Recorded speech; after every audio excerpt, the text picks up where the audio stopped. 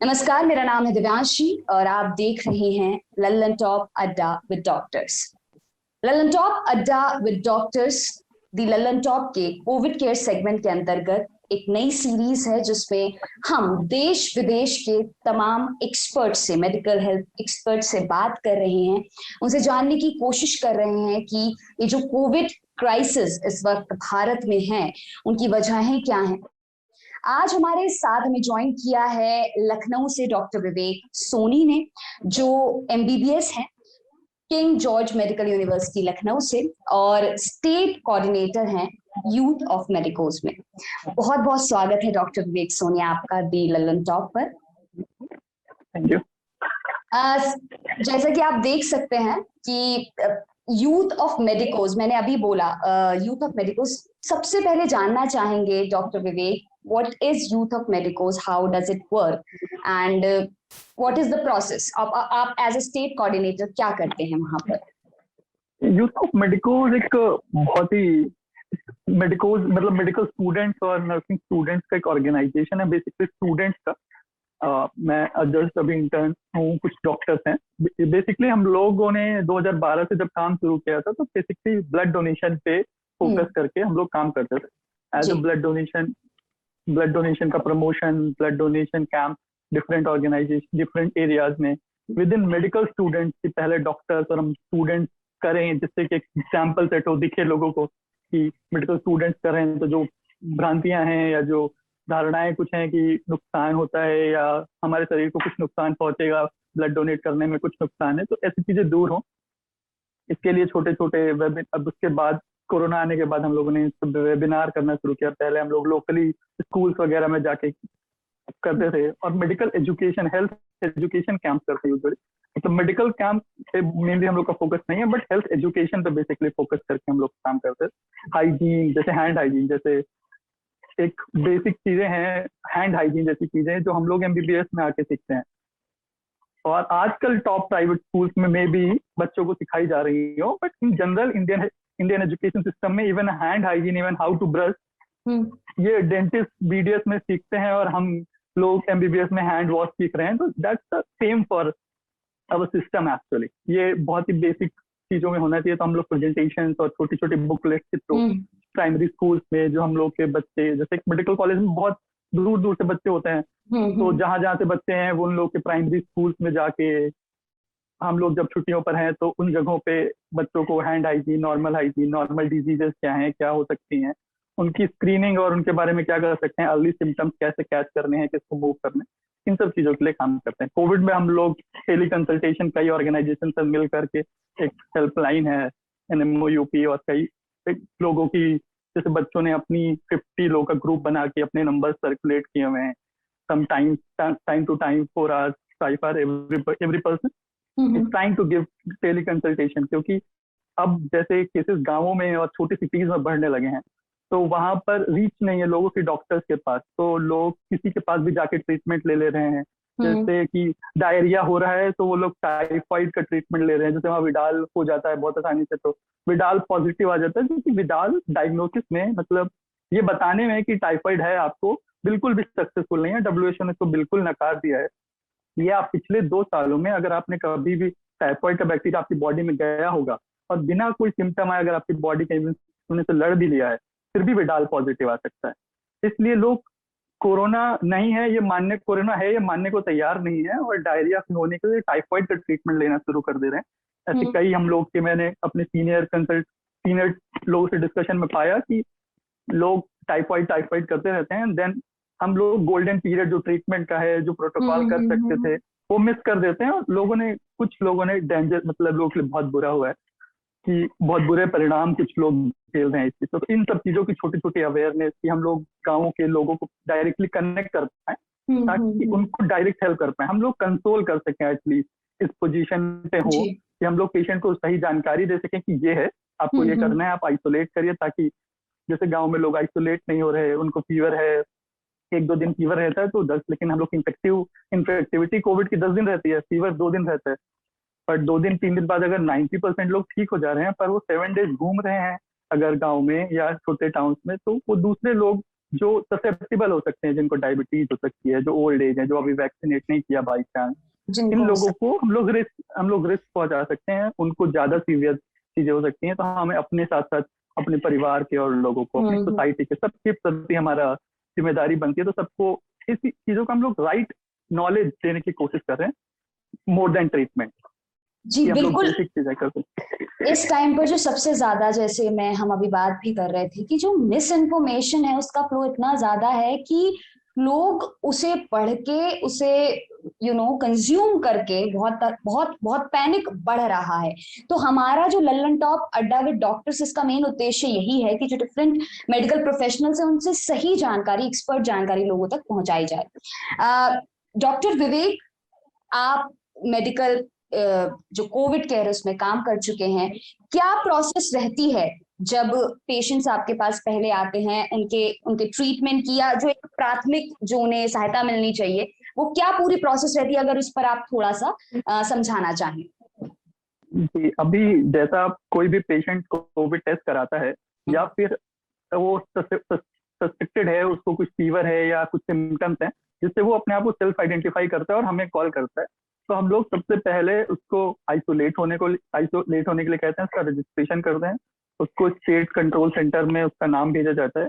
और अगर उसको फिर कैटेगराइज करते हैं हम लोग कि वो होम आइसोलेशन के लिए फिट है या नहीं है, या क्या वो अभी किस जगह पे मूव करना चाहिए, क्या उसे तुरंत हॉस्पिटल की नीड है, इस समय उसकी कंडीशन क्या है, इसको एसेस करने की कोशिश करते हैं, उनसे बात करते हैं। अगर वो होम आइसोलेशन ऑप्ट करता है कि looks fit and fine to us, हमारे सारे क्राइटेरिया पूरे हो रहे हैं, एज लेस देन 60 है, कोई कोमॉर्बिडिटी नहीं है जैसे डायबिटीज या हाइपरटेंशन उनको पहले से नहीं है, तो हम लोग ऐसे कुछ क्राइटेरिया से पहले उनको टिक आउट करने की कोशिश करते हैं। एंड देन हम लोग, अगर हाई रिस्क पेशेंट है और स्टिल वो होम आइसोलेशन चाहता है, तो सीनियर डॉक्टर से कंसल्ट करके या पूरी डिटेल हिस्ट्री लेके हम उन लोगों को होम आइसोलेशन के लिए अलाउ करते हैं। अदरवाइज हम लोग उन्हें हॉस्पिटल में एडमिट होने के लिए एक नंबर प्रोवाइड करते हैं, जिससे कि उनको एम्बुलेंस मिल जाती है और उन्हें हॉस्पिटल के अवेलेबिलिटी के हिसाब से हॉस्पिटल अलॉट हो जाए। ये प्रोसेस है। और होम आइसोलेशन के लिए हम लोग जिन लोगों तक डायरेक्टली पहुंच सकते हैं, जैसे लखनऊ सिटी में, तो रैपिड रिस्पांस टीम के थ्रू एक होम केयर किट होती है, जो बेसिक प्रोटोकॉल की दवाइयां हैं, जैसे पैरासीटामॉल है, एजिथ्रोमाइसिन है, डॉक्सीसाइक्लिन है, आइवरमेक्टिन है, विटामिन सी, विटामिन डी, ये सब दवाइयों का एक किट होता है, वो हम लोग उनको डिलीवर करा देते हैं। और कुछ नंबर्स डिलीवर करा देते हैं, जैसे आसपास के एरियाज में जो पीएचसी पे जो डॉक्टर्स हैं उनके नंबर, या जो फार्मेसीज है जो होम डिलीवर कर रही हैं, उनकी कैसे भी नीड है, उसको हम लोग उनके घर के अंदर ही आइसोलेट होके उनके घर तक डिलीवर करने की कोशिश करते हैं। और उनको कोई भी इशू हो तो उनको कॉल करने के लिए एक हेलो डॉक्टर जैसी सर्विस है, या जो प्राइवेट तो लोग वॉलंटरी बेसिस कर रहे हैं, उनके नंबर्स प्रोवाइड करते हैं, ताकि वो लोग अपनी क्वेरीज सॉल्व कर सकें, अपनी एंग्जाइटी शांत कर सकें, और हम लोग उनको मॉनिटर कर सकें कि कब उन्हें हॉस्पिटल मूव करना चाहिए और कब कोई इशू। क्योंकि आप बहुत करीब से ये सब देख रहे हैं कि कैसे सारी चीजें चल रही हैं। बहुत बहुत बहुत से लोग बाहर हैं, अस्पतालों के बाहर हैं, उन्हें प्रॉपर ट्रीटमेंट नहीं मिल पा रहा है। क्या वजह मानते हैं जो ये अचानक इतना केस लोड बढ़ गया, जिससे जिसे हमारा पूरा हेल्थ इंफ्रास्ट्रक्चर चरमरा गया है जिसके कारण? तो क्या वजह मानते हैं इसकी? एक अगर आप कोई रीजन बताना चाहें, in your opinion, what do you think why it happened all of a sudden, कि इतने केस लोड बढ़ गए और सारी चीजें इतनी खराब हो गई? पहला है कि जो म्यूटेंट केस है, जो हम लोग का जो इस समय नया वेरिएंट है, उसकी इन्फेक्टिविटी ज्यादा है, उसका विरुलेंस ज्यादा है। तो जैसे जनरली पहले क्या हो रहा था कि जैसे कोई घर में एक पॉजिटिव हुआ तो जनरली वही पॉजिटिव हो रहा था, और लोग जो आसपास के लोग थे उन तक इन्फेक्टिविटी बहुत कम थी। कि मतलब मैंने पहली जब वेव में हम लोगों ने जो केसेस देखे हैं, तो वो एक फैमिली में एक ही पॉजिटिव है, बाकी तीनों लोग नेगेटिव आ रहे थे। पर अब आज इस समय ऐसा है, इस वेरिएंट में कोई एक भी पॉजिटिव है तो पूरी फैमिली पॉजिटिव आ रही है। एक ये चीज है जिसकी वजह से बहुत ही तेजी से केस बढ़े हैं। दूसरा मैं अपनी एज अ सोसाइटी गलती मानता हूँ कि हम लोगों ने बीच में जो हम लोग को प्रिकॉशन मेंटेन करके रखनी चाहिए थी, वो हम लोगों ने नहीं रखी है। वैसे भी इंडिया बहुत ही डेंस पॉपुलेटेड एरिया है, तो मार्केट में हम लोगों ने वो सावधानी बरतनी छोड़ दी। तो जब नया विरुलेंट नया स्ट्रेन ऐसे आया, अचानक से जब स्ट्रेन आया, तो हम लोग प्रिपेयर्ड नहीं थे, एज अ सोसाइटी प्रिपेयर्ड नहीं थे। तो एज अ गवर्नमेंट मैं कमेंट नहीं करना चाहूंगा, और मैं बहुत ज्यादा नॉलेज भी नहीं रखता हूँ कि उनका क्या हुआ, कैसे प्रोडक्ट, पर एज अ सोसाइटी जो मैंने देखा, इवन some our people, हमारे जानने वाले लोग, हमारी फैमिली वाले लोग केयर फ्री हो चुके थे, मास्क नहीं यूज कर रहे हैं या सोशल डिस्टेंस नहीं है। या आप लोगों ने देखा ही, आप लोग तो बहुत कुछ कवर करते हैं, कहाँ पे बहुत भयंकर मात्रा में भीड़ रही। जैसे लखनऊ में कुछ बहुत बड़े बड़े मार्केट हैं जिसमें हम लोग बीच में भूल चुके थे कि कोरोना नहीं है, कोरोना खत्म हो चुका है काइंड ऑफ। वो एटीट्यूड ने हमें बहुत नुकसान पहुंचाया। और दूसरी इसकी विरुलेंस बहुत ज्यादा है, तो हम लोग बहुत रैपिडली कंट्रोल नहीं कर पाए। जो स्टार्ट में जो इन्फेक्ट हो गए वो हो गए। जैसे अब शहरों में केसेस लखनऊ थोड़ा बेटर होने लगा है, पर ग्रामीण इलाकों में अभी जितनी अवेयरनेस नहीं है, तो यहाँ से वहाँ का केसेस बढ़ने लगे हैं। एज ए सिटी लखनऊ में जो मेरे पर्सनल जो फोन कॉल्स हैं, जो फ्रेंड्स हैं, वहां से मेरी फोन कॉल्स डिक्रीज हुई हैं। लेकिन अब ग्रामीण इलाकों से जो फैमिली से कनेक्टेड लोग हैं, वहां से कॉल्स आनी बढ़ गई। तो रूरल इलाके जैसा आप बता रहे हैं कि वो तो बिल्कुल भी प्रिपेयर्ड नहीं थे। चलिए शहरों में एक तरीके की, मतलब वहां तो बिल्कुल ही एक डिनायल था कि जी ये है ही नहीं कोई भी चीज, कोरोना नाम की कोई चीज ही नहीं है। इस तरह की बहुत सारी रिपोर्ट सामने आई कि लोग ये मान रहे हैं।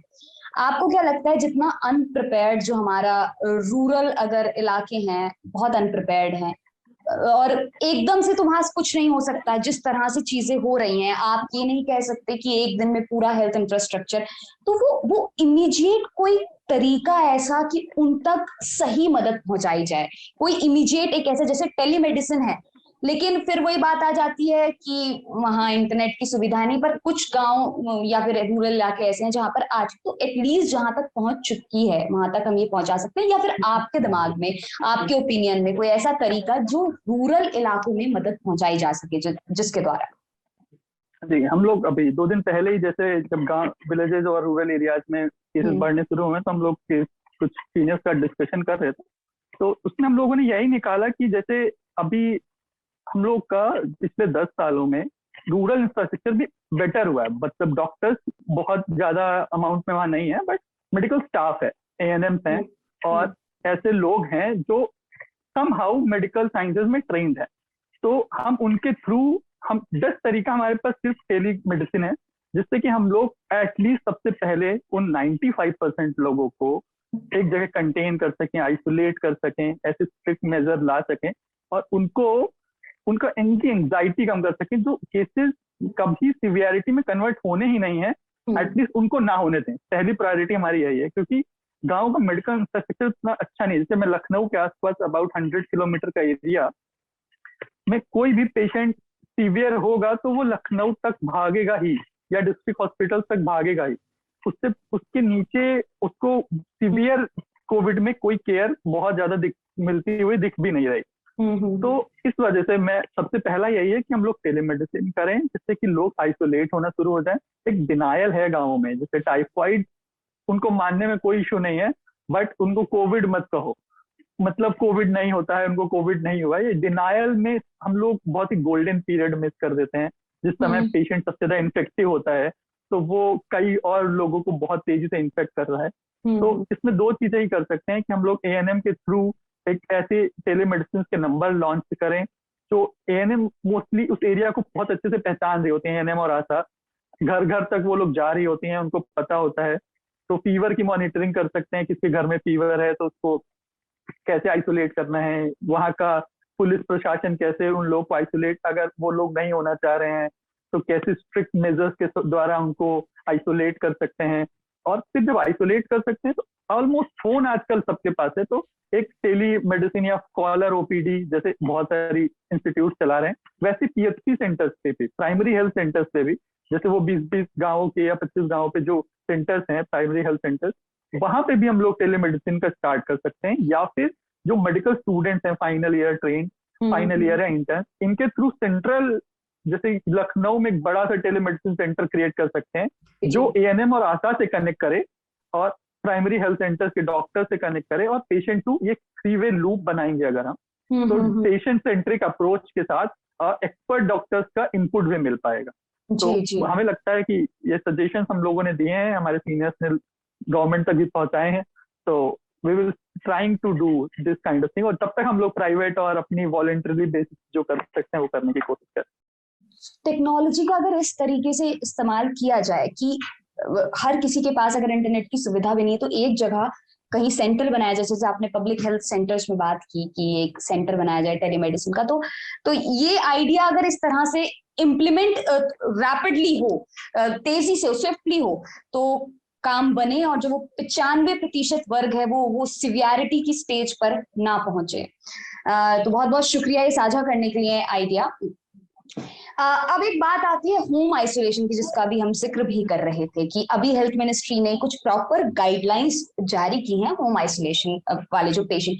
क्या आप थोड़ा सा बता सकते हैं, क्लैरिफाई कर सकते हैं क्या डूज हैं, क्या डोंट्स हैं, क्या करना चाहिए क्या नहीं करना चाहिए, चाहे वो डाइट के परस्पेक्टिव से हो, चाहे जो उनके अटेंडेंट्स हैं उनको क्या क्या जो प्रोटोकॉल्स, तो थोड़ा सा अगर आप इसको क्लैरिफाई कर सकें। मैं बिल्कुल स्टेप वाइज जैसी गाइडलाइन है बिल्कुल फिक्स टू फिक्स उसमें सब अच्छे शब्दों में सही शब्दों में मैं रख देता हूँ, जिससे कि हमारे व्यूवर्स को फायदा हो सके।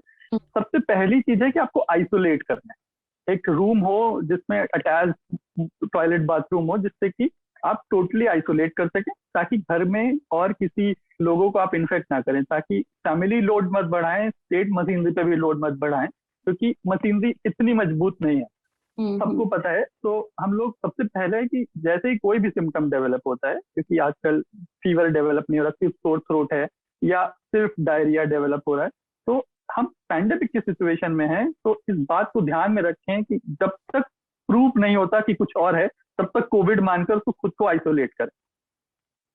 आपको पहला सिम्टम आते ही आप आइसोलेट करें, फिर टेस्ट के लिए ट्राई करें, लोगों के नंबर्स हैं, पैथोलॉजी है, होम कलेक्शन सेंटर्स हैं, तो टेस्ट के लिए दें। और फिर उसके बाद आपको क्या करना है, एक बेसिक ड्रग्स है सबसे पहले जो हम लोग का प्रोटोकॉल में है, आइवरमेक्टिन 12 mg, ये स्टार्ट के 3 दिन डिनर के 1 घंटे बाद देते हैं।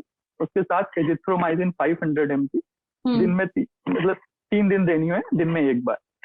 ये 2 दवाइयां शुरुआत के 3 दिन देनी है। उसके बाद डॉक्सीसाइक्लिन 100 mg हम लोग 5 दिन सुबह शाम देते हैं। ये मेन ड्रग्स हैं। इसके साथ सप्लीमेंटेशन है, विटामिन और न्यूट्रिएंट सप्लीमेंटेशन। विटामिन सी दिन में 2 बार 500 mg, विटामिन डी 60 के यूनिट का आता है। ये जो बेसिक प्रिस्क्रिप्शन है ऑलमोस्ट हर जगह अवेलेबल है, तो मैं आपकी जानकारी के लिए ये बता रहा हूँ कि आप लोग सुन लें, ताकि आप आइडेंटिफाई कर सकें कौन सा सही प्रिस्क्रिप्शन है, कौन सा सही प्रिस्क्रिप्शन नहीं है। Vitamin D tablet zinc 1 per day 10 दिन के लिए लेनी है। बी कॉम्प्लेक्स लेना है। और अगर आपको खांसी की थोड़ी ज्यादा दिक्कत है या खांसी और खराश थोड़ी ज्यादा है, तो आप मॉन्टैक्स एलसी या मॉन्टेल्यूकासिन लीवोसेट्राजिन का कॉम्बिनेशन आता है।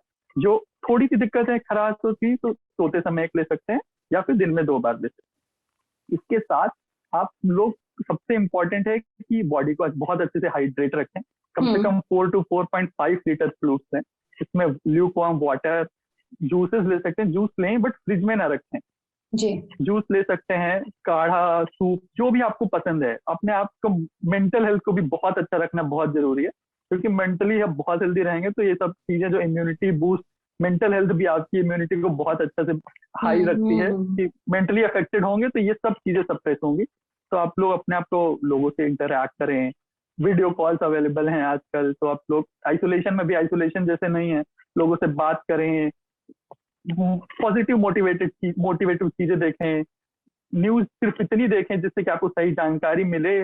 और उसके बाद मतलब उसको रिपीटेटिव अपने आप को एंजाइटी लेवल पे मत आने दें। अगर आपको लग रहा है कि ये आपको परेशान कर रहा है तो जरूर कट ऑफ करें। सबका मेंटल स्ट्रेंथ अलग अलग होता है, तो अपने हिसाब से इसको चूज करें कि क्या देखना है क्या नहीं देखना है, कैसे लोगों से बात करनी है। जो लोग बहुत परेशान, बहुत डराने वाले लोग हैं, नेगेटिव माइंडसेट वाले लोग हैं, उनसे आइसोलेशन के टाइम पे दूर रहें। जो लोग हर खिलखिला रहे हैं, ऐसे लोगों से बातें कर रहे हैं, अपने फ्रेंड सर्कल में बातें करें। ये बेसिक चीजें करनी है आपको। और फिर जैसे छोटी छोटी दिक्कतें होती हैं, अगर 2 चीजें आपके घर में जरूर होनी चाहिए जब आप कोविड पेशेंट है। एक पहला थर्मामीटर ले लीजिए, दूसरा सैचुरेशन का लिए पल्स ऑक्सीमीटर ले लीजिए। 2 चीजें मॉनिटर करनी है हर 4 या हर 6 घंटे पे। ऑक्सीजन सैचुरेशन आप हर 2 घंटे पे भी मॉनिटर कर सकते हैं, अगर आपको डिप करता हुआ कहीं से भी लग रहा है। बस 6 आवरली मॉनिटरिंग इज फाइन, हर 6 घंटे पे मॉनिटर करते हैं। कोविड में बेसिकली ये है कि हम लोग को सैचुरेशन मोर देन 96 और टेम्परेचर लेस देन 100 रखने की, 100 डिग्री फ़ारेनहाइट से कम टेम्परेचर और 96 से ज्यादा ऑक्सीजन मेंटेन करने की कोशिश करनी है, मेंटेन रखना है। अगर हम लोग इसमें सक्सेसफुल रहते हैं तो आप किसी भी कॉम्प्लिकेशन में लैंड नहीं करने वाले हैं। आप बहुत ही इजीली रिकवर हो जाएंगे। अच्छा खाते रहिए, ल्यूकवार्म वाटर लेते रहिए और इंजॉय करिए 14 डेज की छुट्टी की तरह। उसको बस अपने आप को कंटिन्यूसली मॉनिटर करते रहिए, उसको अपने आप पे अफेक्ट नहीं आने दीजिए। कॉशियसली मॉनिटर जरूर करते रहिए, ताकि छोटा सा भी इंडिकेशन हो डॉक्टर से कांटेक्ट करिए। जो भी टेलीमेडिसिन के नंबर आपको अखबार में मिल जाएंगे, इंटरनेट पे भरे पड़े हैं, जहां भी आपकी कॉल कनेक्ट हो सके, जो भी रिलायबल सोर्स दिखे, जहां भी आप डॉक्टर से कनेक्ट कर सकें। आपको कोई छोटा सा भी कोई इशू आ रहा है तो उसको डील करें। जैसे आपका सैचुरेशन अगर 5वें 7वें डिप कर रहा है, या आपका फीवर 100 से ज्यादा 5 दिन रह रहा है, तो स्टेरॉइड्स का यूज रिकमेंडेड है कि हम लोग स्टेरॉइड्स देना शुरू कर दें। पर ये सब चीजें डॉक्टर से डिस्कशन के बिना नहीं करनी। कभी भी स्टेरॉइड्स आपको घर पे देना नहीं शुरू करना है, क्योंकि स्टेरॉइड्स मतलब दो धारी तलवार है काइंड ऑफ। कि इन द इन्फेक्टिव स्टेज, क्योंकि इम्यूनो सप्रेसेंट होता है स्टेरॉइड, तो शुरुआत में अगर आपका इम्यून सिस्टम सप्रेस कर देगा, आपने अर्ली प्रिकॉशियसली ले ली, आपने जैसे लोग लेने लगते हैं कि प्रोफाइलेक्सिस में या बचाव के तौर पे खाना शुरू कर दिया, तो आपकी इम्यूनिटी लो हो जाएगी। प्रिवेंटिव नहीं है इन्फेक्शन बहुत सीवियर होता है। हाँ, वो प्रिवेंटिव नहीं है। वो जी जब जी तक कि पहले 7 डेज की इन्फेक्टिव स्टेज क्रॉस करके इंफ्लामेटरी स्टेज में नहीं जाती है डिजीज, तब तक कोई इफेक्ट नहीं है, उसका नुकसान। तो नुकसान है। डॉक्टर से, हाँ, तो डॉक्टर से डिस्कस करके ऐसी चीजें, तो छोटी छोटी क्वेरीज है। अगर आप क्वेरीज पे डिटेल में, अगर आपके कोई डिटेल क्वेरी होगी तो मैं उसका आंसर उस तरह से कर दूंगा। मैं ये पूछना चाहती थी, क्योंकि टेली कंसल्टेशन पर आपका बहुत फोकस रहा है, तो किस किस तरह की क्वेरी सबसे ज्यादा, जो अभी प्रेजेंटली किस किस तरह की क्वेरी सबसे ज्यादा आ रही हैं, क्या क्या दिक्कतें लोग, अगर हम एक ओवरव्यू लेना चाहें सिचुएशन का, तो किस तरह के सवाल लोग सबसे ज्यादा इस वक्त पूछ रहे हैं? पहला, अभी भी मोस्ट ऑफ द जो होम आइसोलेटेड पेशेंट्स में जो कॉल्स आती हैं, वो एंजाइटी इश्यूज की आती हैं। सबसे पहला उनको पास थॉट क्लियर नहीं होता है किसी चीज का, या फिर वो अकेले होने की वजह से एंजाइटी, और लोगों की चीजें सुन सुनकर कि एंजाइटी इश्यूज होते हैं। तो हम लोग मोस्टली जब छोटी माइनर एंजाइटीज का इश्यूज को बात करके 2 4 5 मिनट दे के, अच्छी इंफॉर्मेशन दे के क्लियर करने की कोशिश करते हैं। और अदरवाइज हम लोग कोई मेडिकेशन भी करते हैं। पहली ये चीज आ रही है। दूसरा है कि जैसे कब ऑक्सीजन देनी है, पेशेंट ओवर कॉशियस हो रहा है, क्योंकि फेसबुक और बहुत सारे मीडियम पे टू मच नॉलेज अवेलेबल है। तो कौन सी शॉर्ट करनी है, जैसे डॉक्टर सब पेशेंट सब डॉक्टर्स को बताने लगे कि ये दवा हमें क्यों नहीं दी जा रही है, ये दवा दी जाए। तो इन सब टू मच नॉलेज की वजह से कि फिल्टर करना नहीं आ रहा। जैसे एम्स की गाइडलाइन फेसबुक पे आई, तो डॉक्टर्स के लिए वो समझना आसान होता है कि इसके बिहाइंड भी बहुत सारी चीजें हैं। कि ये ड्रग लिखी गई है तो इसमें 50 क्वेश्चंस हैं जो उसको पता है, जो आपको नहीं पता है। बट आप अगर डायरेक्ट गाइडलाइन, वो आपके लिए नहीं बनी है, अगर आप उस डायरेक्ट गाइडलाइन को अपने लिए लेने लगेंगे तो बहुत सारी ट्रबल्स क्रिएट कर सकते हैं। तो ऐसे क्वेश्चंस रहते हैं लोगों के मन में कि कब ऑक्सीजन देनी है। जैसे लोग ऑक्सीजन सिलेंडर्स घर में इकट्ठे कर रहे हैं, तो ऑक्सीजन सिलेंडर्स लोग 92 to 96 ऑक्सीजन मेंटेन करना चाहिए अगर आप बाहर से ऑक्सीजन सप्लाई करके कर रहे हैं।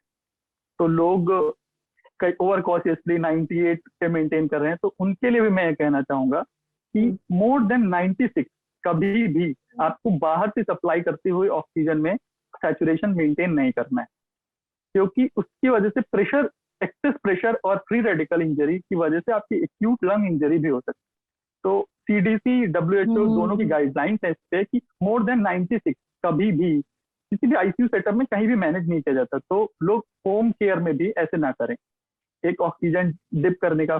तीसरी मोस्ट कॉमन कंप्लेन है कि जो सीवियरिटी की तरफ मूव करते हैं पेशेंट, कि 5th डे तक फीवर उनका कंट्रोल नहीं हो रहा है, 100 के आसपास फीवर है। तो हम लोग उनको 5th डे कुछ बेसिक इन्वेस्टिगेशंस कराने कहते हैं। जैसे अगर आपको 5th डे तक भी फीवर ठीक नहीं हो रहा है, या आपका सैचुरेशन 6-7 डे आपको लग रहा है कि 96 हो गया है, 94 नीचे जा रहा है, लेस देन 92 तक हम लोग, जब तक 92 तक है तब तक हॉस्पिटल एडमिशन के लिए नहीं कहते। तो उसमें जब तक 92 to 96 की स्टेज में है या 90 तक, तो हम लोग प्रोन पोजीशन वेंटिलेशन, जो बहुत ही कॉमनली आया है, तो उससे 85 सैचुरेशन तक भी पेशेंट मैनेज किए, होम केयर में मैनेज किए जा सकते हैं। तो उससे मैं बाद में डिस्कस कर लूंगा कि प्रोन पोजीशनिंग कैसे करनी है। पर ये है, फीवर 5वें दिन तक है। तो ये सब बेसिक कंप्लेंट्स आ रही हैं जो लोग सीवियरिटी की तरफ मूव कर रहे हैं। या डायबिटीज है तो क्या ड्रग्स चेंज करनी है, क्या दवाइयाँ बदलनी हैं, कैसे मैनेज नहीं हो रही है, क्योंकि डायबिटीज पे भी एंग्जाइटी का बहुत असर होता है। खाना चेंज होगी, फूड ईटिंग पैटर्न चेंज हो जाता है लोगों का, उसकी वजह से डायबिटीज पे बहुत बुरा असर पड़ता है। तो ऐसी चीजों को मैनेज करने की रिक्वेस्ट आ रही है, but most of the request अभी भी एंग्जाइटी से ही है। लोग परेशान बहुत हो रहे हैं, क्योंकि आइसोलेशन में as a social animal isolation में परेशान होना बहुत ही कॉमन है। डॉक्टर विवेक, अभी आपने कहा कि टू मच इंफॉर्मेशन हो गई है, फिल्टर नहीं कर पा रहे हैं लोग। आप कुछ एक साइट्स हो या फिर कोई एक दो रिलायबल सोर्सेज हो जो आप रेकमेंड कर सकें कि हाँ जी, इस पे जाके अगर आप इनको देखेंगे तो वो सही होगी, आप उन्हें फॉलो कर सकते हैं। मैं कॉमन पब्लिक में कोई भी वेबसाइट या ऐसे सोर्सेज पे जाने की बजाय ऑलमोस्ट आप चीजें चेक करके तो ऑलमोस्ट बहुत सारे लोग जितने भी प्राइवेट इंस्टीट्यूट हैं, प्राइवेट मेडिकल ऑर्गेनाइजेशन, सब के सब टेलीमेडिसिन कर रहे हैं। जैसे यूपी गवर्नमेंट की, लोगों को पता नहीं है, हेलो डॉक्टर करके एक सर्विस है, वो होम आइसोलेशन पेशेंट्स के लिए है। तो ऐसे नंबर्स ढूंढें, आप उनको कॉल करें। अगर कोई कॉल नहीं उठाए तो प्राइवेट एनजीओ जो डॉक्टर्स चला रहे हैं, जैसे इंडियन मेडिकल एसोसिएशन ने अपनी कई सारी लिस्ट दे रखी है, आप इन सब चीजों को ढूंढने की कोशिश करें। इंडियन मेडिकल एसोसिएशन के पेज पे जाके अपनी सिटी का डॉक्टर्स के नंबर क्या किस टाइम बैठते हैं उसको ढूंढने की कोशिश करें। ऐसी नंबर्स ढूंढें, आप डायरेक्ट डॉक्टर से इंटरैक्ट करने की कोशिश करें, जिससे कि आपका पिन पॉइंट जो इशू है वो सॉल्व कर सके। डॉक्टर 50 लिटरेचर में आपको आपके काम की चीज निकाल के दे देगा, बट मैं आपको 50 लिटरेचर पढ़ने की बात नहीं कहूंगा। आपको क्या दिक्कत है तो कैसे आपको रिलेट करेंगे, it will be very difficult. Okay, अभी आप बात कर रही थी प्रोनिंग पोजीशन की, उसके बारे में अगर आप थोड़ा सा डिटेल में कि how does it actually work, और उसके बाद हम आते हैं चेस्ट फिजियोथेरेपी पर। तो पहले प्रोनिंग पोजीशन से आप क्या बेसिक्स हैं, how someone can do that, और जो भी प्रोसेस है। सबसे पहला कंसर्न है ये कब करनी है। यूजुअली भी आपको जैसे डिप है, आपको लग रहा है 96 98 भी है, आप तब भी कर सकते हैं। As a to increase ventilation, body का वेंटिलेशन ग्रेविटी के अगेंस्ट आके वेंटिलेशन इंप्रूव होता है, बॉडी का लंग एक्सपैंड होता है अगेंस्ट द ग्रेविटी। तो उसकी वजह से आप इसको, एक पोजीशन है जिसमें आपको प्रोन पोजीशन का मतलब होता है आपको पेट के बल लेटना है। आपको 2 पिलो चेस्ट के नीचे रख सकते हैं, 2 थाइस के नीचे रख सकते हैं और 1 लेग्स के नीचे रखते हैं और उल्टे लेट जाएं। इससे कि आप देखेंगे कि आपका सैचुरेशन बहुत ही तेजी से इंप्रूव होता है। जैसे इस समय सीडीसी की जो गाइडलाइन है वो कहती है कि एक बार में 40 मिनट करना चाहिए मैक्सिमम। और आप इस तरह से करते करते छोटे छोटे सेगमेंट्स में, जो पेशेंट्स जैसे आईसीयू में भी जिन लोग को या हॉस्पिटल्स में जिन लोग को ऑक्सीजन दी जा रही है उनको भी मोस्टली प्रोन पोजीशन में ऑक्सीजन दी जा रही है, जिससे कि बेटर वेंटिलेशन कम ऑक्सीजन में भी हो रहा है। और ये पोजीशन क्लियर करने के लिए आपको बहुत सारे इमेजेस मिल जाएंगे, बट आपको पेट के बल लेटना है और अपना चेस्ट वाला एरिया थोड़ा सा उठा लेना है। उस एरिया से चेस्ट के नीचे 1-2 पिलो लगा लीजिए और थाइस के नीचे 1-2 पिलो लगा लीजिए, और जो जैसा कंफर्टेबल आपके प्रेशर पॉइंट के हिसाब से जहाँ पे शरीर में प्रेशर आ रहा हो, रिलैक्स पोजीशन में रहें। बेसिकली ये सबसे इंपॉर्टेंट है, आप प्रोन पोजीशन में लेट जाएं। ये कुछ केसेस में जैसे नहीं करना है, अगर आपको स्पाइन का कोई इशू है, प्रेग्नेंट है, या आपको कोई थ्रोम्बोसिस का कोई ब्लड डिसऑर्डर है, तो ऐसी चीजों में जिसमें कुछ रिस्क होते हैं, इस वजह से आपको कुछ चीजों में नहीं करना है, प्रेगनेंसी में नहीं करना है। और आपको कोई स्पाइन का मेजर कंडीशन है तो आपको जैसे स्पाइन या कोई फीमर, कोई बोन का फ्रैक्चर वगैरह हुआ है, या आपको कोई कुछ चीज, कोई रॉड पड़ी हुई है, अनस्टेबल है, तो इस सब चीजों को तब अवॉइड करना है। अदरवाइज आप पेट के बल लेट जाइए। आप ये कब करना है, सबसे पहली बात कि आप कभी भी कर सकते हैं, लेकिन इनको करना इंपॉर्टेंट है। जैसे आपका 5th 6th डे आप मॉनिटर कर रहे हैं ऑक्सीजन, और आपका ऑक्सीजन 96 से डिप करना शुरू हो रहा है, 1-2% पर डे डिप हो रहा है, 94 ऐसा आ रहा है, 92 आ रहा है। तो जैसे बिलो 92 जाता है तो आपको पहली बात तो आपको हॉस्पिटल के लिए कॉल करना है, क्योंकि हॉस्पिटल इस समय अलॉट होना, बेड अलॉट होना थोड़ा मुश्किल है। तो तब तक के लिए ये सब चीजें करनी, आपको कॉल करके अरेंजमेंट स्टार्ट कर देना है, ऑक्सीजन अरेंजमेंट के लिए प्रिपेयर करना है।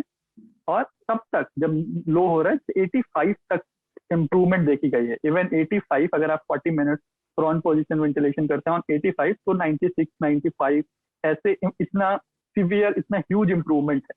तो बहुत काम की चीज है, जब तक आपको ऑक्सीजन का अरेंजमेंट कर रहे हैं, हॉस्पिटल का डिस्कशन चल रहा है, बेड ढूंढ रहे हैं, तब तक आप पेशेंट को प्रोन पोजीशन में लेटाएं। 40-40 मिनट, 30 मिनट, 40 मिनट, जितना वो कंफर्टेबल हो। 30 मिनट लेटे, फिर ठीक हो जाए, फिर सीधा लेट जाए, करवट लेट जाए, और फिर 30 मिनट करें। खाना खाने के बाद 1 घंटे तक नहीं करना है, और बाकी आप पूरे टाइम कर सकते हैं। तो आपको सैचुरेशन आपका इंप्रूव होता हुआ दिखेगा। और जैसे जैसे 92 के नीचे जाए तो आपको पूरी कोशिश करना चाहिए कि ऑक्सीजन मिलने लगे। अगर बेड नहीं मिल रहा है तो पहले आपको बेड के लिए कॉल करना है। जो भी प्रोसीजर है हर स्टेट में, उनको कॉल करना है, या वेबसाइट है जिसपे बेड की अवेलेबिलिटी के बारे में बताया जाता है, तो आप उस पर चेक करके आप हॉस्पिटल एडमिशन के बारे में इंक्वायरी शुरू कर दीजिए। ऑक्सीजन की इंक्वायरी शुरू कर दीजिए। ऑक्सीजन की बिग क्राइसिस बहुत हद तक, मतलब जैसे स्टार्ट के 5 दिनों में थी वैसी नहीं है, अब इजिली मिल जा रही है उसके लिए। तो जब तक उस आर्क में, उन क्रिटिकल आर्क में जब लग रहा है आपको डिप्टर है, तो इसका यूज कर सकते हैं, बहुत बेनिफिशियल। एक और आपसे बात हुई थी चेस्ट फिजियोथेरेपी के बारे में, आपने कुछ कहा था, क्या होता है वो, कब नीडेड है, उसको अगर आप एक्सप्लेन कर पाए हमारे दर्शकों के लिए। चेस्ट फिजियोथेरेपी जैसे स्टीम लेने का जो है ना, उसका उसके साथ में जैसे पूरक है उसकी, समझ लीजिए कि उसको काउंटर उसके साथ बेनिफिट करेगी। अगर लोगों की बॉडी में, लंग्स में जो म्यूकस बन गया है और म्यूकस जाम हो गया है, ऐसा लग रहा है आप लोग का गला बहुत खराश है, म्यूकस नहीं निकल रहा है, बहुत सूखी खांसी आ रही है, आपको दिक्कत हो रही है, तो 2-3 चीजें करनी होती हैं। जैसे कि आप स्टीम ले सकते हैं, वो बहुत हेल्प करता है आपके म्यूकस को थिन करने में, जिससे कि इजीली निकले।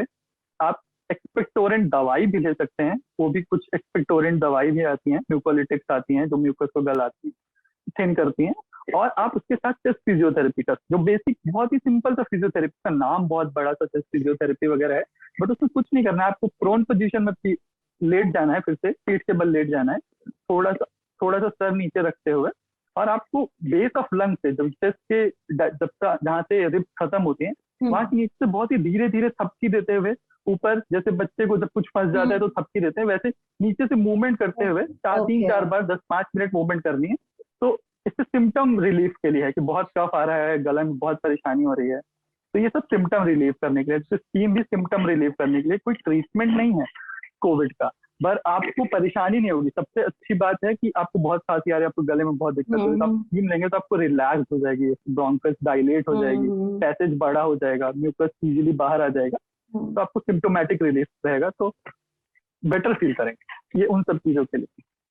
एक और सवाल हमारे दर्शकों ने हमसे पूछा था कि एक्सपर्ट से पूछें, ये HRCT चेस्ट जो एक प्रोसीजर है, ये कब जरूरत पड़ती है, इसकी क्या ये होता है? RCT high resolution computed tomography होती है आपके लिए। ये CT स्कैन है बेसिकली। CT स्कैन बहुत सारी चीजों का होता है, वैसे CT स्कैन टेस्ट है जिससे कि हम लोग लंग का क्या, कितना डैमेज हो रहा है, किस पॉइंट पे है, लंग कितना इन्फेक्ट हुआ है, इसको एसेस करते हैं बेसिकली। ये भी तभी ये हम लोग, इसका रिकमेंडेशन भी जब हम लोग स्टेरॉइड्स देना होता है, या 5th to 9 डेज में जब कंडीशन सीवियर की तरफ आने लगती है, उसके पहले नीडेड नहीं है। क्योंकि आजकल CT सेंटर्स पे भी बहुत भीड़ है, तो हम लोग भी होम आइसोलेशन में, जब पेशेंट 5वें दिन तक भी फीवर लेके आ रहा है, जब से सैचुरेशन डिप होने लगा है, तो हम लोग उसको कहते हैं कि कोशिश करें कि वो CT स्कैन सेंटर्स पे भी भीड़ है तो वहां जाके बुक करके अपना CT स्कैन पहले से करा ले, तो it will be very better, बहुत अच्छा होगा, बहुत बेनिफिशियल होगा। तो 5 to 7 डेज आपका सैचुरेशन 92 के आसपास आ रहा है, आपका फीवर कंट्रोल नहीं हो रहा है, तो कुछ बेसिक इन्वेस्टिगेशन करने को बताए जाते हैं, जैसे CRP है, डी डाइमर है, इंटरल्यूकिन 6 है और सीरम LDH है। ऐसे टेस्ट के साथ में एक्सरे या CT स्कैन, जहाँ पे जैसी अवेलेबिलिटी है। CT स्कैन इज बेटर, उसमें बहुत अच्छे से हम लोग लंग्स को देख पाते हैं, और एक्सरे में भी हम लोग एक प्रॉपर आइडिया लगा लेते हैं कि कितना डैमेज है। पर अगर हमें डिटेल में कोई सीवियर पेशेंट जा रहा है, तो टू एसेस वेरी क्लियरली हम लोग को CT स्कैन की नीड होती है। CT स्कैन की नीड से हम लोग उसमें कैटेगराइज कर पाते हैं पेशेंट को, उसके जैसे बहुत सारे इंडेक्स होते हैं। सीवियरिटी को एसेस करने के लिए डॉक्टर्स के पास बहुत सारे इंडेक्स बनाए गए होते हैं, जैसे CT सीवियरिटी इंडेक्स, किस पॉइंट पे है पेशेंट अभी, किस पॉइंट पे जा सकता है। तो CT रिपीट नहीं करते हैं कभी भी, CT एक बार करते हैं, फिर पेशेंट को एसेस करते हैं। जब हम ट्रीटमेंट दे रहे होते हैं उसके बाद फिर एक्सरे से उसको, एक्सरे रिपीटेडली कराते रहते हैं, जिससे कि हम लोग सीटी के साथ साथ एसेस करते रहते हैं कि कितना पेशेंट इम्प्रूव कर रहा है। तो ऐसे टाइम पे जब भी आपको लगे, या फिर जो गाँव में पेशेंट्स हैं, या तो जो 5th डे उनका फीवर ठीक नहीं हो रहा है, बहुत तेजी से हॉस्पिटल की तरफ नहीं भाग सकते हैं, सैचुरेशन डिप हो रहा है, तो हम लोग कहते हैं कि वो लोग एटलीस्ट सीआरपी करा लें। सीआरपी ऑलमोस्ट हर जगह होता है, सीएचसी से भी हो रहा होता है, तो सीआरपी करा लें। उससे कि सीआरपी आते ही हमें पता चल जाएगा कि एक नंबर आ जाती है सीआरपी की कि माइल्ड केस है, मॉडरेट केस है या सीवियर केस। तो हम लोग उस हिसाब से कैटेगराइज करके उसको घर पे ही स्टेरॉइड स्टार्ट करने की उसी समय, जैसे जितना अर्ली हम लोग इन्फ्लेमेटरी स्टेज में स्टेरॉइड स्टार्ट कर देंगे, एंटीकोगुलेंट थेरेपी दे देंगे, जो चीजें लेवल 2 हॉस्पिटल्स में होती हैं वो सारी चीजें घर पे करी जा सकती हैं ऑलमोस्ट।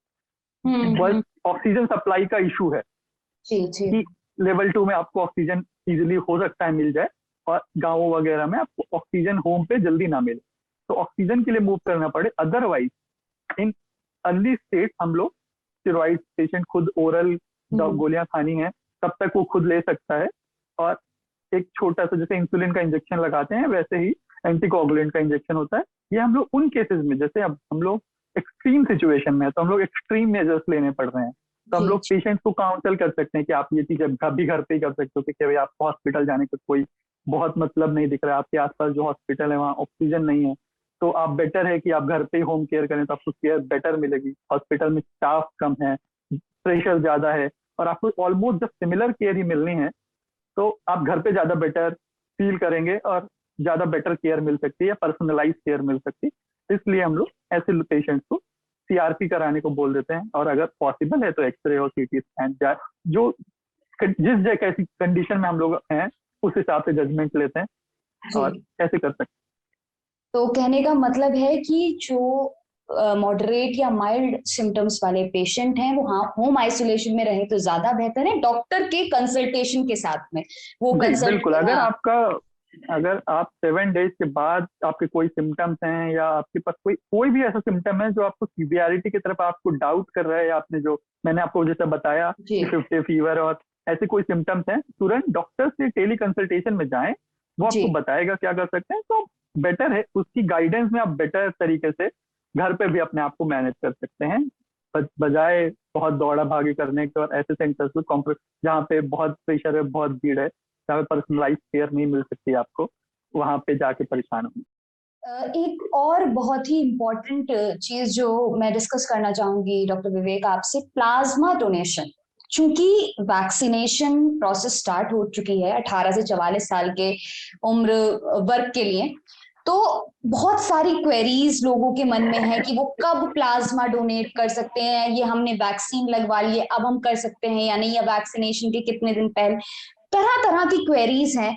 अगर आप एड्रेस कर पाए कि एक प्रॉपर प्रोसीजर क्या होना चाहिए, क्या क्या गाइडलाइंस हैं, कुछ स्टेप बाय स्टेप प्रोसीजर अगर आप बता पाए, थोड़ा क्लैरिटी इस पूरे मुद्दे पर कि प्लाज्मा डोनेशन से रिलेटेड जितने भी इश्यूज लोगों के मन में हैं वो क्लियर हो पाए थोड़े। नेशनल ब्लड ट्रांसफ्यूजन काउंसिल की जो गाइडलाइंस है, मैं उन्हीं गाइडलाइंस को लाइन टू लाइन तोड़ के आपको बता देता हूँ कि कौन कर सकता है। सबसे पहली बात है, सिम्टोमैटिक पेशेंट होना चाहिए जिसको सिम्टम्स आए हों जी। कोविड का कोई भी पॉजिटिव पेशेंट जिसको सिम्टम्स आए हो, वो रिकवरी के नेगेटिव आने के 14 डेज बाद प्लाज्मा डोनेट कर सकता है। मतलब कि फर्स्ट सिम्टम आने के 1 मंथ बाद, ऑलमोस्ट अगर वो होम आइसोलेशन में ट्रीट हो गया है, या फिर जब वो हॉस्पिटल डिस्चार्ज हुआ है उसके 14 डेज बाद, या पहले सिम्टम से होम आइसोलेशन में ट्रीटमेंट 28 डेज बाद वो प्लाज्मा डोनेट कर सकता है। उसके साथ मतलब कुछ बेसिक जो ब्लड डोनेशन के रूल्स हैं, वैसे ही रूल प्लाज्मा डोनेशन में भी क्लियरली अप्लाई होते हैं। ये स्पेसिफिक जो रूल है कोविड का प्लाज्मा डोनेशन में, वो यही है कि आप सिम्टोमेटिक होने चाहिए, क्योंकि जो सिम्टोमेटिक पेशेंट होते हैं उनमें एंटीबॉडीज अच्छी तरह से फॉर्म होती हैं, तो सिम्टोमेटिक पेशेंट होना चाहिए। और 28 days after fever, after first day of fever, और 14 डेज आफ्टर ट्रीटमेंट, ये आप प्लाज्मा डोनेट कर सकते हैं। जो ब्लड डोनेशन की नॉर्मल गाइडलाइंस है, जैसे आपका वेट 50 kg के प्लस होना चाहिए, 18 से 60 साल के बीच में होने चाहिए, आपका हीमोग्लोबिन मोर देन 12.5 मिलीग्राम होना चाहिए, ऐसी जो चीजें हैं वो ब्लड डोनेशन, आपका उस समय ब्लड प्रेशर ठीक होना चाहिए, ऐसी जो नॉर्मल रूटीन ब्लड डोनेशन की चीजें हैं वो इसमें भी अप्लाई होती हैं। और वैक्सीनेशन के साथ कोई इसका ऐसा कोई नहीं है कि आप वैक्सीनेशन के बाद जो एंटीबॉडीज बनते हैं उससे डोनेशन, उसको आप डोनेट नहीं कर सकते। वो एंटीबॉडीज मेमोरी सेल और वो डिफरेंट टाइप ऑफ एंटीबॉडी होती है, वो जब तक कि आपको इन्फेक्शन नहीं होता है तब तक कि मास प्रोडक्शन नहीं होता एंटीबॉडीज का, तो वो प्लाज्मा यूज नहीं किया जा सकता। और इसी से रिलेटेड आपने एक बात की थी कि ब्लड रिसोर्सेज की भी बहुत स्कैर्सिटी है और आप उसे भी एनकरेज करना चाहते हैं कि जब से वैक्सीनेशन, तो उसके बारे में आप क्या बताना चाहेंगे? जी, मैं इसको बहुत ही एम्फसाइज करना चाहता हूँ इस पॉइंट को इस समय, कि कोविड की वजह से मोस्टली जितने भी ब्लड डोनेशन कैंप हम लोग या जितने भी बहुत सारे समाज सेवी संगठन मिलके जो ब्लड डोनेशन कर रहे थे, तो जब हम लोगों ने हॉस्पिटल्स में भीड़ अवॉइड करनी स्टार्ट करी, जब से कैंप्स होने बंद हो गए, जैसे हम लोग भीड़ नहीं इकट्ठी कर सकते, एक साथ 50 लोग जाके डोनेट नहीं कर सकते, तो ब्लड डोनेशन बहुत डिक्रीज हो गया है, तो ब्लड की भी शॉर्टेज हो गई, क्योंकि जो ब्लड का रेगुलर यूज है वो अभी भी उतना ही, डिमांड अभी भी उतनी ही है। कोविड होने की वजह से बाकी डिजीजेस पे कोई असर नहीं पड़ा है। जरूर कुछ हाइजीन का बढ़ा है सेंस लोगों में, तो कुछ हाइजीन रिलेटेड छोटी मोटी बीमारियों की जरूर कमी आई है, पर जो मेजर डिजीजेस हैं या एक्सीडेंट ट्रॉमास, जो ऐसी जहाँ पे ब्लड की नीड पड़ती है ऑपरेशन में, उनकी डिमांड में कोई डिक्रीज, कोई डिमांड में कोई कमी नहीं आई है। तो ब्लड डोनेशन अब 18 प्लस के सबका वैक्सीनेशन ओपन हो गया है जी। और वैक्सीनेशन के साथ इशू ये है कि जब आप वैक्सीनेशन करा लेते हैं, पहली डोज ले लेते हैं, उसके बाद सेकेंड डोज ले लेते हैं, उसके 28 डेज बाद तक आप ब्लड डोनेट नहीं कर सकते। मतलब अबाउट 3 महीने का, जैसे कोविशील्ड लगी है तो पहली डोज के अराउंड 48 to 60 डेज के बाद दूसरी डोज लगती है, 2 महीने ये हो गए, और उसके 28 डेज अराउंड 3 महीने आप ब्लड डोनेट नहीं कर सकते। तो जब ऑलमोस्ट इंडिया की major population at the same time vaccination में चली जाएगी, और जो 18 to 45 की कैटेगरी का जो युवा है वो मोस्टली ब्लड डोनर वही है, क्योंकि ब्लड डोनर भी 18 to 60 ईयर्स की एज तक ही कर सकता है, पर most of the blood donors इसी एज ग्रुप से आता है। तो हम, अगर आप ब्लड डोनेट करते हैं, आप रेगुलर डोनर हैं, या आपका हीमोग्लोबिन अच्छा है, आपको लगता है कि आप डोनेट कर सकते हैं, आप कोविड पॉजिटिव रिसेंटली नहीं हो, मतलब अगर आप प्लाज्मा डोनेशन की कैटेगरी में नहीं आते हैं, आप प्लाज्मा डोनेशन की कैटेगरी में आते हैं, तो आप प्लाज्मा डोनेट करें। अगर आप नहीं आते हैं, आपने अभी तक कोविड भी कॉन्ट्रैक्ट नहीं किया है, आप वैक्सीनेशन लेने जा रहे हैं, तो ब्लड बैंक में जाके वॉलंटरली ब्लड डोनेट करें वहां पे, जिससे कि एक शॉर्टेज की कमी होगी और आपका ब्लड बहुत, एक ब्लड यूनिट से अराउंड 4 जानें बचाई जाती हैं।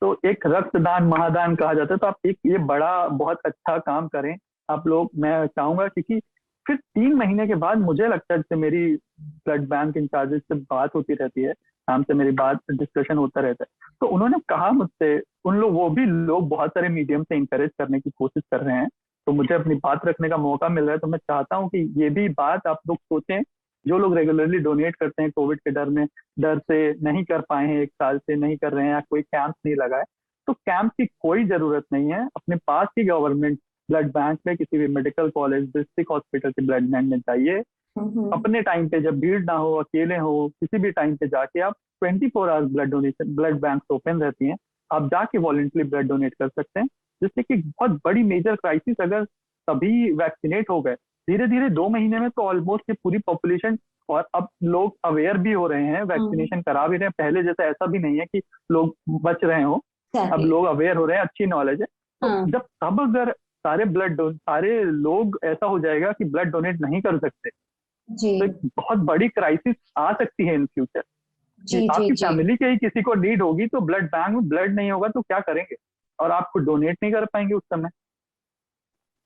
तो इट्स बेटर कि अगर आप कर सकते हैं तो जाके करें, इट विल बी, मतलब समाज के लिए बहुत अच्छा काम करें।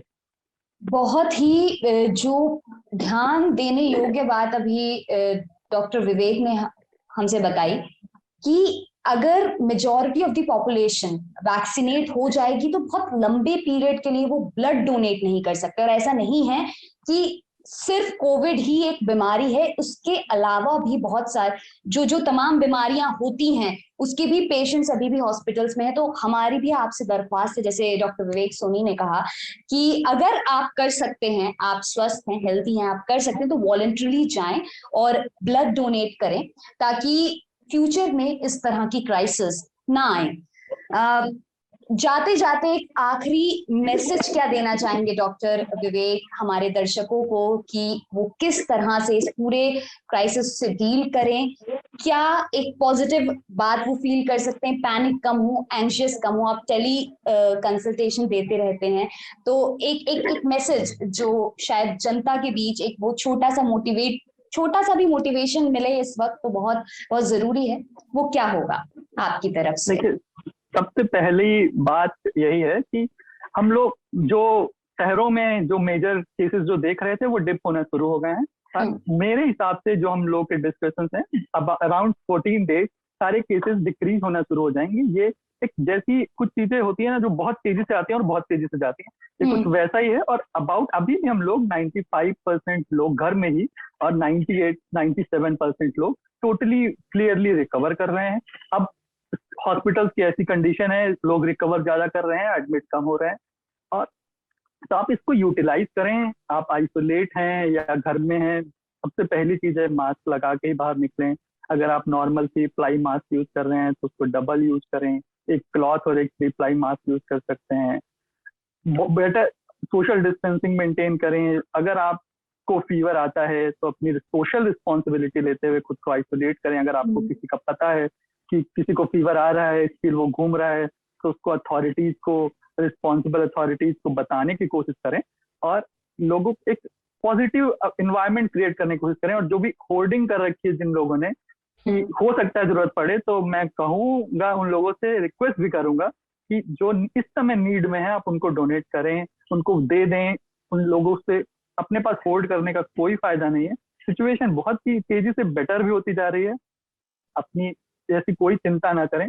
आप किसी के लिए करेंगे तो लोग भी जरूरत पड़ेगी और लोग अपने आप, ईश्वर आपके साथ रहेगा, आप काम करेगा, कभी आपको ऐसी जरूरत ही ना पड़े। मेरी तरफ से मैं प्रार्थना रहेगी ईश्वर से। और सभी लोग आपस में दोस्तों से मिलजुल कर हंसिए, बातें करिए। जो छुट्टी का समय है, जो घर में बैठे हैं, जो कभी बैठने को नहीं मिल रहा है, उसको एंजॉय करिए। जो बाहर इसेंशियल सर्विस में जो भी जिस भी तरह के लोग हैं, मैं उन सबको मतलब प्रणाम करता हूँ और कहता हूँ कि आप लोग थोड़ा सेफली बाहर अपनी ड्यूटी करें। और बस मैं इसी के साथ आप सब लोगों को कहूँगा कि मूड ठीक रखें, एंजॉय करें, योगा करें। और सब हम लोग इसको भी बहुत ही, ये मानवता के सामने बहुत ही छोटी सी समस्या है, हमने बहुत सारी समस्याएं पार करी हैं, इसको भी पार करेंगे बहुत आसानी। जैसा डॉक्टर विवेक ने कहा, काश वैसा जल्द हो कि कोविड की जो ये इतनी भयानक स्थिति हम देख रहे हैं लगातार पिछले कुछ दिनों से, वो जल्द खत्म हो। और बहुत बहुत शुक्रिया डॉक्टर विवेक, आप आए। आप एक यंग मेडिकल प्रोफेशनल हैं और हम आशा करते हैं कि आप ज्यादा से ज्यादा लोगों को अच्छी कंसल्टेशन दें और ताकि उनकी मदद हो पाए। डॉक्टर विवेक ने बहुत सारी बातें हमसे साझा की, टेली कंसल्टेशन से लेकर टेली मेडिसिन से लेके कि एक प्रॉपर होम आइसोलेशन, जो पेशेंट्स होम आइसोलेशन में रह रहे हैं, क्या प्रॉपर प्रोसीजर फॉलो करना चाहिए, ब्लड क्यों डोनेट करना चाहिए इस वक्त पे, क्यों सबसे ज्यादा जरूरी है, प्लाज्मा डोनेशन का उन्होंने पूरा प्रोसेस बताया। बहुत बहुत शुक्रिया एक बार फिर से डॉक्टर विवेक लल्लन टॉप अड्डा विद डॉक्टर्स में आने के लिए। और वही जो आपने बात की कि हम मिलकर इस सिचुएशन से बाहर आएंगे, और जरूर आएंगे। बहुत बहुत शुक्रिया एक बार फिर से।